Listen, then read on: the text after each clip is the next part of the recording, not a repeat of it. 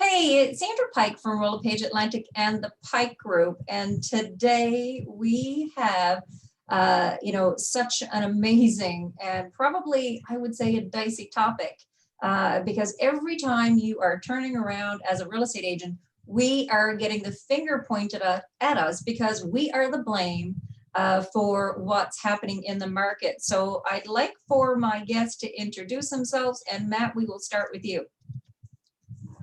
Hey everyone. First of all, Sandra, thanks for having me here. I appreciate it. It's nice to talk about real estate in any capacity, but with a couple of experts like you guys, it's a blessing. So my name is Matt Hansberger. I'm the president of Royal LePage Atlantic. We're a real estate brokerage here in Atlantic Canada, New Brunswick and Nova Scotia specifically. And my role is to kind of oversee the operations in our organization here. We have a little over 400 realtors in the two provinces, and so I get the good, bad, and the ugly when it comes to feedback around this particular topic, and look forward to chatting about it. And yourself? So Richard Payne from Halifax Homes and Lifestyles, EXP Realty. And we get to talk to Sandra a lot on a lot of interesting things, and this is going to be a good one today. Well, I'm excited. Yeah. So Matt, I'll start with you because I have my opinion on this one. So the market that we are currently in, like, did you see any foreshadowing about, where we are right now, like, a couple of years ago, or, you just think we just woke up during COVID and boom, we're in this market?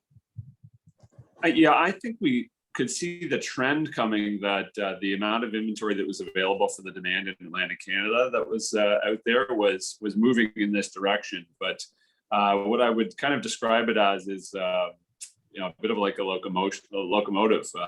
It takes a long time to get from sort of 0 to 10 kilometers an hour, but once it hits 10, it's really started to go. And now we're up to 100 or 1,000 kilometers an hour with this thing. There's less than a month of inventory in HRM right now, and the supply and demand imbalance is so great that it's really caused such a new way that we all have to think about doing business. And a lot of new pressures on both buyers and sellers. So I think there was the trend in place long before COVID, but COVID has certainly helped accelerate that. I would have noticed this, I think the fourth quarter of 2017, that stale product that was on the market was selling. And there wasn't a lot of new homes. And I remember listing a place in, I think it was Lake Echo, in January. And I'm thinking in my head, okay, I won't sell this to May. Well, it sold within 30 daes. And I was shocked because I didn't anticipate that. So I just saw that, our market started becoming more balanced, from 2018, through to, well, what we have now, it's all in favor of the sellers. How about yourself, Richard? Did you see any trends with what you were doing? Yeah, I follow the stats pretty much every month. And for me, it was definitely 2019 was when it really started to show itself, because we'd always been like, for the last 9 years of me being a realtor, 7 years of it was all buyer's market. So more than 7 months of inventory. And, it was a challenge, trying to make sure that your buyers could find the right property. We didn't really have multiple offers back then. We weren't going over asking price. Like, you could get things underneath asking price and basically with all your terms and conditions that you wanted as a buyer.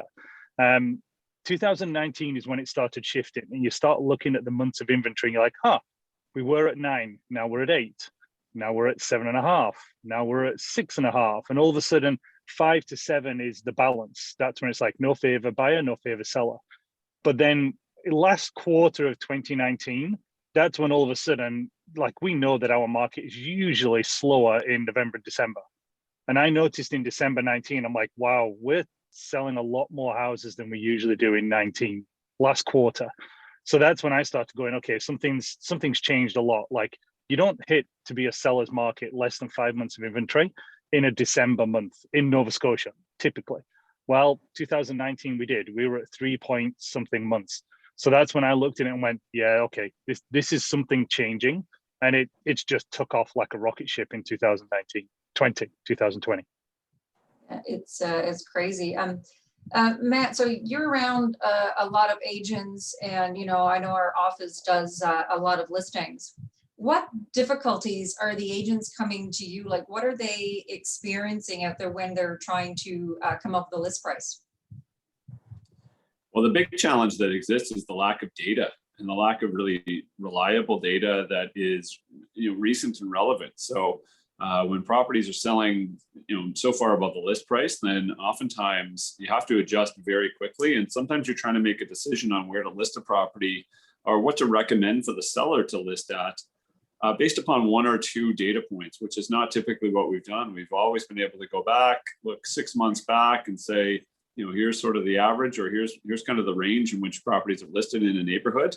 And now, when one sells, let's say it was listed at 350 and sells at 450, you have to react to that for the very next property that goes up in that area. And so you're taking one data point to make a decision or make a recommendation on, and that's really challenging because the seller is going to have questions about whether or not that data point is real, whether or not it was too low, whether it was too high.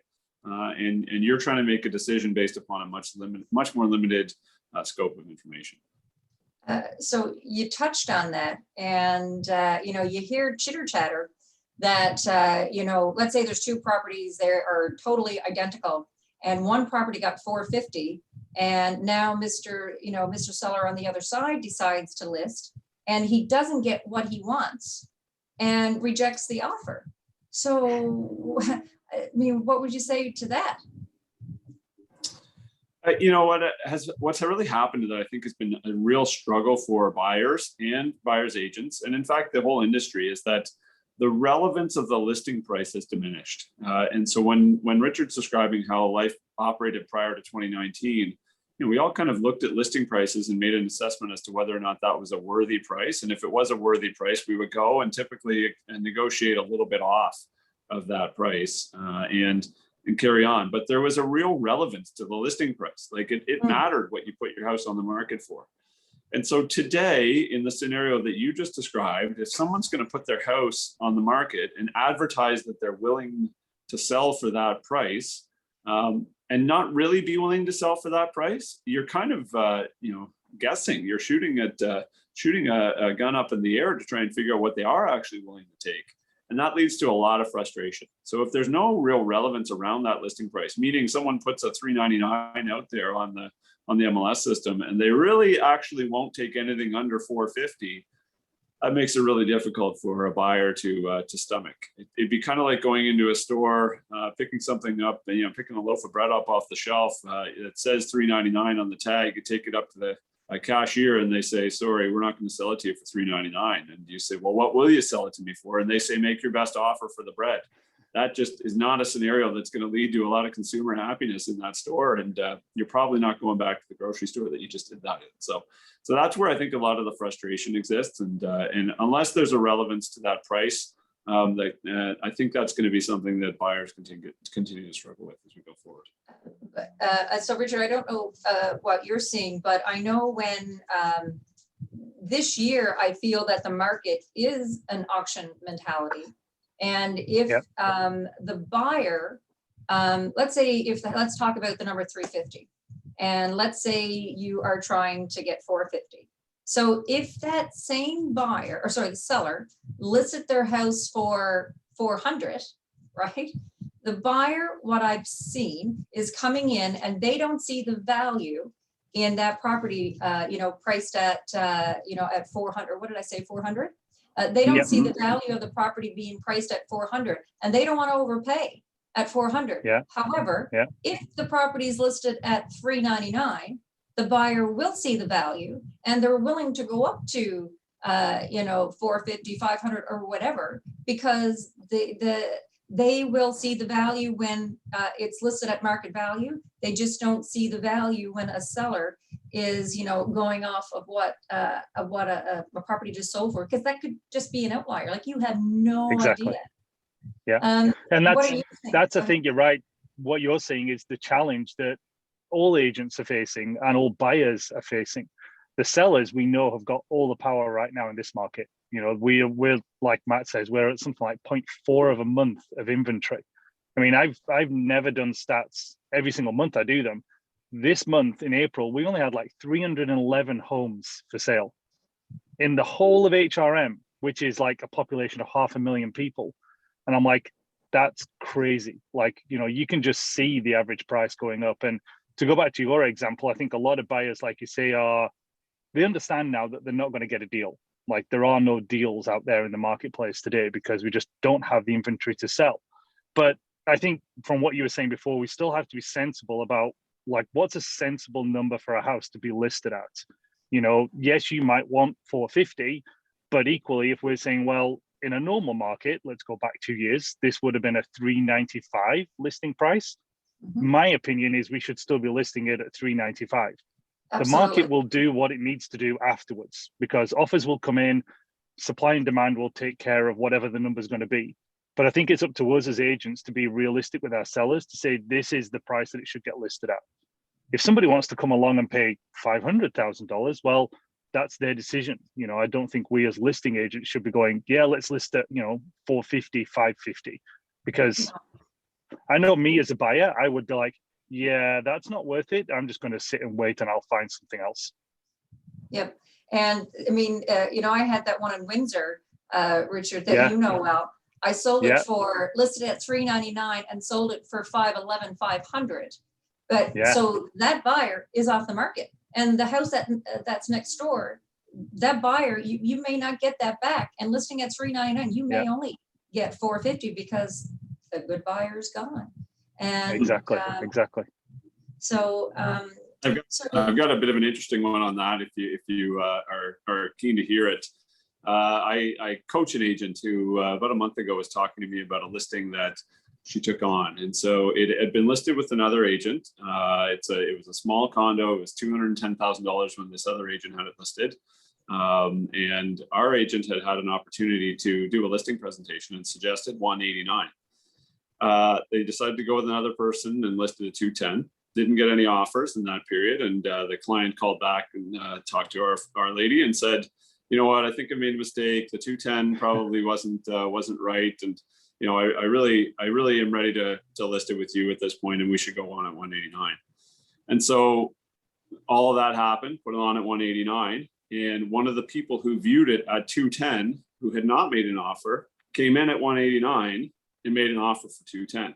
So you know what's ironic about that is that what you're talking about is perception of value, right? And the perception of value was there at 190, such that the person didn't want to lose it, and they went over to the price which they could have had it in sort of normal course at 210. So it's an interesting kind of anecdote about how the buyer mentality is right now. Is that I want it to look underpriced, and I'm willing to pay a little bit more. Rather than look at it and say, yeah, that's about the right price, I'm going to go pay that. So kind of what Richard just described earlier is that $399 then becomes a better price than $450 for the listing that you know is going to sell at $450. Yeah.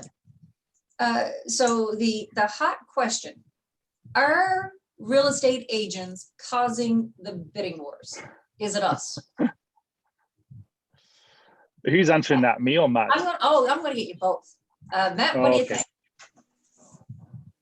Because that's really what everybody's saying. No, yeah, I agree. I understand why people are saying that, right? And I read all the comments, and you know, as I look at listings that are posted on Facebook and read the string of comments about you know, what people think about pricing, I see two. I see people who are reflecting on the fact that they believe that properties are dramatically overpriced based upon their context or what they know of properties. And then I see a lot of comments about exactly what you've just said, which is don't bother with this one because that's just the agent trying to get the bidding war started, right? And honestly, the agent's responsibility on behalf of their seller is to achieve the best outcome for them.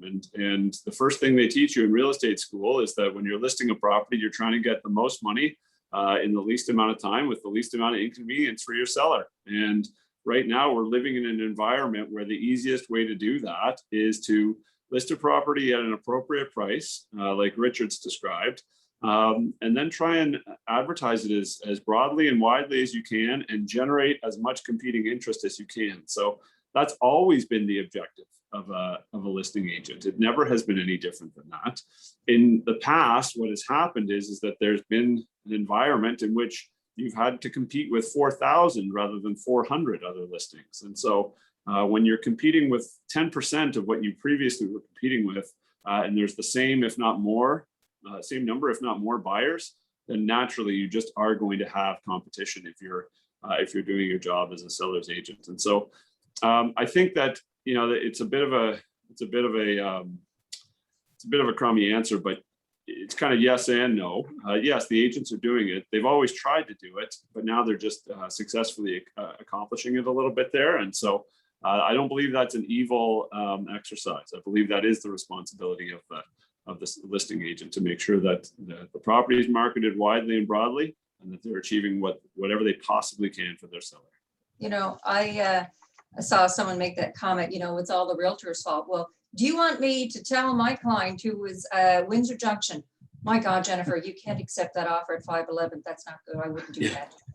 Do you want me to tell my seller don't accept it because I'm way too high? Like, come on, right? And, you know, if you look at what's been happening in our market, so 2020, we had no military moves. There were like maybe a handful, that's it. And the military moves are rampant this year. They're coming, they're going. And the military buyers, typically when they were coming in, they were $400,000 less or less the product that they were purchasing. And now the military buyers that I've been working with are 700, 800, you know, up to 1.5, which was never, you know, with any of the military buyers. So I can't control when D&D comes in, right? I have no control. I can't control that, you know, we had 73 showings on a property the other day. I can't control that people put in 31 offers. I have no control over that. And why would I tell my seller, oh, don't accept that offer and make them feel guilty? You know, is it, so I get what it's like to be a buyer, and I know it's really frustrating, but you know, you can't tell your seller not to accept a high offer because it is what it is, right? What are your thoughts, Richard? Well, same as what Matt was just saying, like our job is to represent our clients and their goals of what they're trying to achieve to the best of our possible abilities. However we do that is our marketing ability. And yes, it's become a lot easier because right now there aren't as many houses for sale. So for us to market a property is a lot more straightforward. But as you were saying, Sandra, when the offers come in, naturally you want the highest priced offer with the closing date that suits the seller, with as little conditions and as quick a condition removal as possible. If that offer happens to come in $100,000, $125,000, $150,000 over, well, it's very difficult for a seller to go, actually, no, do you know what? I'll take the one that's only like $10,000 over my asking price. Because, you know, this is for almost, I would say 99% of the people, this is the biggest financial transaction they're going to go through. Mm-hmm. So to be able to pass up that, and, you know, case in point, I had a client down in Hammonds Plains, basically was selling the house and moving back to Alberta just because he's a rotational worker, and he has found it very difficult with the restrictions from COVID-19 of coming back home, seeing the family. So he's like, this is just not going to work out. Let's sell the house and I'll go and live in Alberta. And we did have one of those offers that was, it was an expensive house. I think we listed it at $289,000, and we had a $399,000 offer. And I was actually talking to him about that to say, okay, you've got one outlier at $399,000. We've got two other very strong offers at $349,000. Which one do you feel like you want to go for? Because you got a choice of three. And there was about another 6 others, but those were the top 3. And the conversation was very interesting because it's like, I know it's risky.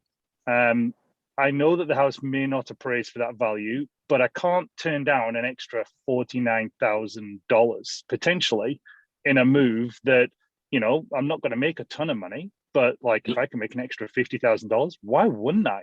I know. So I'm like, well, it's absolutely your choice. Like, this is your decision. I'm just telling you the good and bad points of all 3 of the offers. And then next thing you do is you say, well, okay, I think it will be a smart idea for us to talk to one of the $349,000 offers and see if they want to go in as a backup as well. So that's also protecting your client's best interest from a listing point of view, to make sure that, well, okay, if number 1 does fail, it's not a problem of going, the house goes back on the market, load of showings again, everybody out of the house. It's no, we've already got offer number 2 lined up, and that one was actually a stronger offer from the initial standpoint anyway. So it's hard. Like, would somebody turn down an extra $50,000? Nope. And I'm quite sure the people who are making the comments, they wouldn't turn it down either. Nope. Exactly. Yeah. Yeah. So Matt, you are always, you're looking at stats, and the other day you did some great stuff with the office. You were talking, what's selling overpriced and whatnot. Mm-hmm. Would you say that the seller's market is all over HRM? Would you say that every area was equal? Yeah, the price point certainly matters. I would say when you start to get up into the what I would call like luxury or ultra luxury, there's the ratio is different. You're not seeing something going 40% over the list price in ultra luxury, I wouldn't say, but when you're talking about anything from sort of first time buyer type of stuff right through to move up buyer, you are seeing stuff that's going between sort of 20 and 30% over the list price, which as Richard has kind of alluded to is fairly ludicrous if you look at the history of what we've seen in Halifax. We have for the longest time, certainly I think the time that three of us have been in the business, have experienced what the rest of the country would call a fairly boring but fairly predictable market. And boring and predictable markets are actually pretty good markets to operate in because you can give great advice around that, right? And when markets become unpredictable, it becomes a lot harder for advisors to really navigate. And so now that we're seeing what I would describe as fairly unpredictable markets, getting some good data on what parts of the market are behaving differently is more tricky. But I would say that if you're in that sort of 300 to 800 range, you should probably expect that you're going to have to be fairly aggressive and take some risk if you want to actually secure a property. Yeah. What would you say is the hottest area right now that we know that properties are going like way over asking? Matt? Is that me? Yeah. That's a good question. I didn't really look at which of these sort of MLS districts were. Anecdotally, I would say the areas that I'm hearing the most about are Sackville, because you're talking about kind of those $350,000 to $400,000 homes that are getting very aggressive offers on them. But when you look at Richard's stat about 300 and change homes in all of HRM, people forget that HRM is from Sheet Harbor to Hubbards. That's a long and big geography for 300 houses to be available. And there are certainly thousands of buyers out there looking. So chances are, if you're looking at anything that's going to be kind of one of those entry to the market level areas, it's probably going to be very aggressive. And so Sackville would be a good example of that. I've heard of some really amazing stuff happening in Dartmouth. The peninsula is always fairly busy, but really there's not an area that I would say is immune to it right now.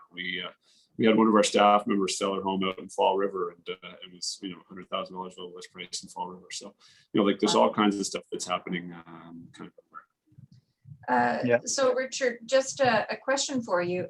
What are your thoughts of the values of homes? Like, are you shaking your head, or what do you think? Yeah, always ask a realtor, would they buy a house in this market? Yeah, that's a really interesting question. I mean, it's kind of one of those situations that you're trying to give your best advice to buyers and sellers at the same time. For a lot of the buyers, it's almost let's put buyers into buying a residential home to live in, and then buyers as in investors. I am telling all my investor clients right now, you need to just sit on the sidelines and wait. Like, you're not basically buying an income property in this kind of market. It's a little bit of a struggle, because even income properties are going that 10, 15, 20% over asking price as well. We just did a triplex in Aldborough Lake Road in Dartmouth, and I was pretty shocked at the price we listed at, as well as the price we actually got. For those people who know Aldborough Lake Road, it's not, shall we say, the best area in the world for North End Dartmouth. But when we listed that one, it was absolutely this is the number I need to make sure I at least make a little bit of money. But then when we get $92,000 over asking price on an income property, you're like, wow, that's changed the market a lot. So You know, would I be looking? I'm not certainly looking for income properties right now. We put our plans on hold for about the last 2.5 years. You know, for me, I think we're starting to look at a little bit different opportunities to say, okay, do we need to just start building properties instead of actually looking to fix and flip houses, or even get into the long-term buy and holds that we've always done in the past. For a lot of my residential clients, I'm saying, well, you know what? It's going to be a question of, do we think the prices are going to keep going up this year? So do you need to get in now before the prices get to this level? And then all of a sudden you really feel as though you're in a pinch because you don't want to pay that number. So we all know real estate is probably one of the safest investments to get into, single family home or an income property. So, you know, would I be looking to buy a house? It's that challenge for me of, yeah, if I'm going to make $250,000 when I sell my house, then I'm just going to have to spend the same money again. So for me, I'm kind of like, I just trade different areas, different levels. So right now, I don't think I would like to buy a house. No, Sandra, I'm good. Okay, good enough. So Matt, you bought one. Talk to us about that experience. Were you in multiple offers or? Wow. Yeah, I'll share my experience for sure. We sold our house. We lived literally right on the Armdale Rotary on a little street called Fairmount Road, and so we knew ours was going to be a challenging sale just because of that. We loved the location, but we knew it would be problematic for some, and we were, you know, I think feeling fortunate that the strength of the market made it much easier for us to sell our property when we went to sell it. We did buy a property as well out in Rockingham, and it's not a brand new property. It's about a 30-year-old property, and we knew we wanted to do a pretty significant renovation on it. And we are kind of the unicorn right now, in which we had, you know, an above list offer on our property, and we were actually able to negotiate some off of the one that we went and bought. So we felt fairly fortunate about that, and really traded properties for about the same price, which was great. Now we're tacking on a renovation, which, as anyone who's building or renovating knows, is very difficult to budget around that as well right now. So that's the first perspective I would have, is that experience was actually fairly pleasant for us, but you know, I don't think that's what everyone's having. To Richard's point, I think that a lot of the investment properties out there, I'm having a tough time making sense of the numbers and the cap rates on them. So the sort of traditional, I'm going to go buy a fourplex or a sixplex somewhere and have it make sense. That, I think that is very difficult to find right now. And one of the strategies that, you know, he would use, and I know Richard fairly well, and I know that one of the advantages that he brings to clients is having stuff happen off market. And it's hard to talk a seller into doing something off market right now when they see the frenzy that happens when you put that bait into the fish tank, so to speak. The sharks are circling. And so you know, the last perspective I would offer is that you know, I'm in the middle of, with a business partner, building some townhouses that we're renting as well. And we built our model, both our budget and our revenue model, on the ability to sell these in the $300,000 range. And the last I saw, we probably would expect to get north of 400 if we were to turn around and look to sell them per unit. So that's great, and you can say that's awesome. You kind of have hit the lotto there, but that hasn't come without you know, our budgets on building them ballooning by 30% on materials costs, and a huge amount of challenge in trying to find tradespeople as well. So I do believe, Richard, that is the thing we were fortunate on, is that we were in the middle of doing the thing that I think can actually net you some money from an investment standpoint, building. But it isn't without its own challenges as well right now. But I'd much rather that than having to go out and try and acquire properties that make sense from an investment standpoint right now. I think that's the challenge. Single family homes, I kind of, you know, the last piece that I would describe for single family homes about the decision-making process is, it's easy to look at us in a silo and say, you know, what was $300,000 last year is $400,000 this year. But when you look at, if you just take one step sort of back or up, and you look at where we rank across the country, you know, we're still at maybe 60% of the national average.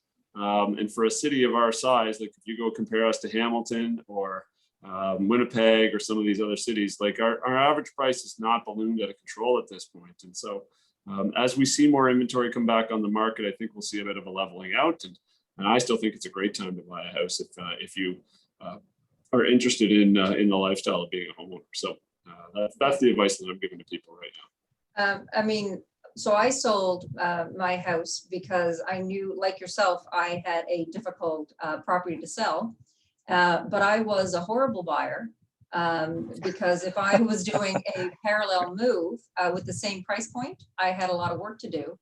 And you know, my partner, he's kind of in the industry too, so we're both particular buyers, and you know, we knew too much probably, and I was frustrated.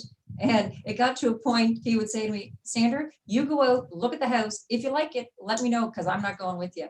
And because it was, I couldn't wrap my head around the prices. So for us, we decided to build because we felt that it was the safest. Now I understand there is a, you know, 15-20% increase that I have to budget just in case, because I mean, that's what's being put onto the builder.